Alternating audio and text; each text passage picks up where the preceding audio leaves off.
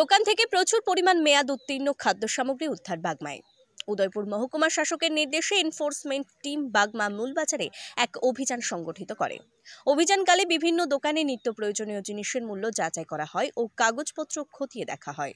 অভিযানে জৈনিক মনিলাল সাহা ও দীপক সাহার দোকান থেকে প্রচুর পরিমাণ মেয়াদ উত্তীর্ণ খাদ্য সামগ্রী উদ্ধার করা হয়।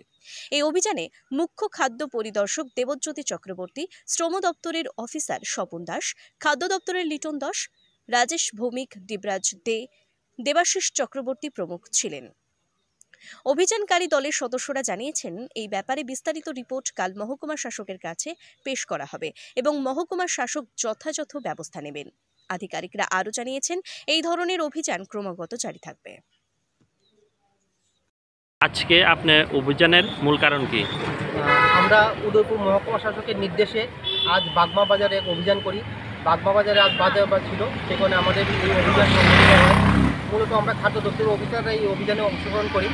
তো অভিযানকালে আমরা মোটামুটি আলু, পেঁয়াজ, নিত্য প্রয়োজনীয় জিনিসের যে মূল্য বৃদ্ধি কিনা সেই জিনিসটি খতিয়ে রেখেছি।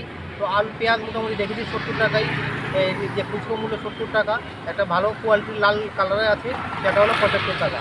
এছাড়া আমরা বিভিন্ন দোকানে অভিযানকালে আমরা মেয়াদ উত্তীর্ণ কিছু খাদ্য সামগ্রী পেয়েছি, মেয়াদ উত্তীর্ণ ব্রেড, মেয়াদ উত্তীর্ণ চিপস প্যাকেট পেয়েছি। তো সেই অনুযায়ী আমরা মহকুমা শাসকে আমাদের বিস্তারিত রিপোর্ট কাল পেশ করব, উনি ওনার আইনানুগভাবে ব্যবস্থা নেবেন। আর এই পেট্রোপণ্যের এই সংকটের সময় যাতে কোনো কালোবাজারি না হয় সেজন্য আমরা শহর এবং মফস্বলের শহরতলির ভেতরে পর্যন্ত সব বাজারে আমরা এই অভিযান করব এবং এই অভিযান আমাদের জারি থাকবে।